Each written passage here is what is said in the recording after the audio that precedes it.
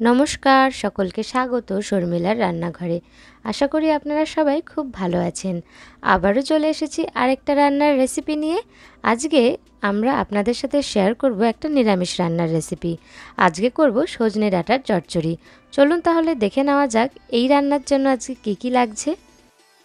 সজনে ডাঁটাগুলোকে লম্বা লম্বা টুকরো করে কেটে নিয়েছি, আর একই রকমভাবে আলুটাও লম্বা লম্বা করে কেটে নিয়েছি।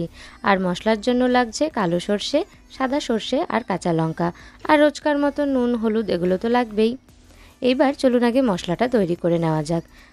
একটা মিক্সার গ্রাইন্ডারে কালো সর্ষে, সাদা সর্ষে আর দুটো কাঁচা লঙ্কা আর সাথে একটু নুন দিয়ে দিয়েছি, আর সামান্য একটু পরিমাণে জল দিয়ে মশলাটা তৈরি করে নেব।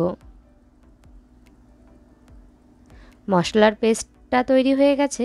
এরপর কড়াইতে খুবই সামান্য একটু সর্ষের তেল দিয়ে তার মধ্যে দুটো শুকনো লঙ্কা দিয়ে দিয়েছি।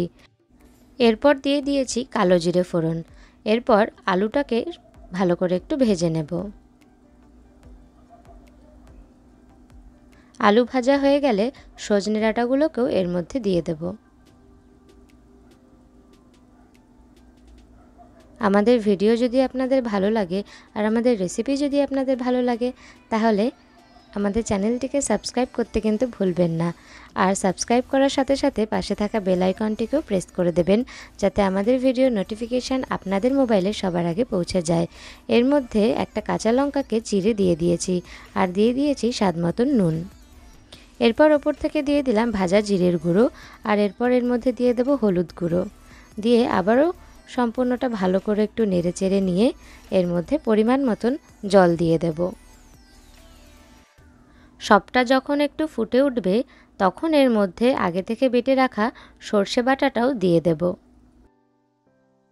সর্ষে বাটা দেওয়ার পরে যখন সম্পূর্ণটা ভালো করে ফুটে উঠবে, তখন আমরা এর মধ্যে দিয়ে দেব স্বাদ অনুযায়ী একটু চিনি।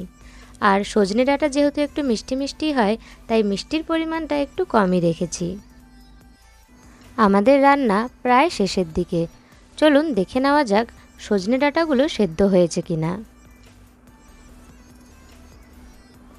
সজনে ডাঁটাটা কিন্তু সেদ্ধ হয়ে গেছে, তার মানে সজনে ডাঁটার চচ্চড়িও কিন্তু তৈরি। রেসিপিটা কেমন লাগলো অবশ্যই আমাদের কমেন্ট করে জানাবেন। আর যদি ভালো লাগে তাহলে একটা লাইক করে দেবেন, আর আপনাদের বন্ধুদের সাথে শেয়ার করে নেবেন আমাদের এই রেসিপিটা। ধন্যবাদ সকলকে ভিডিওটি দেখার জন্য।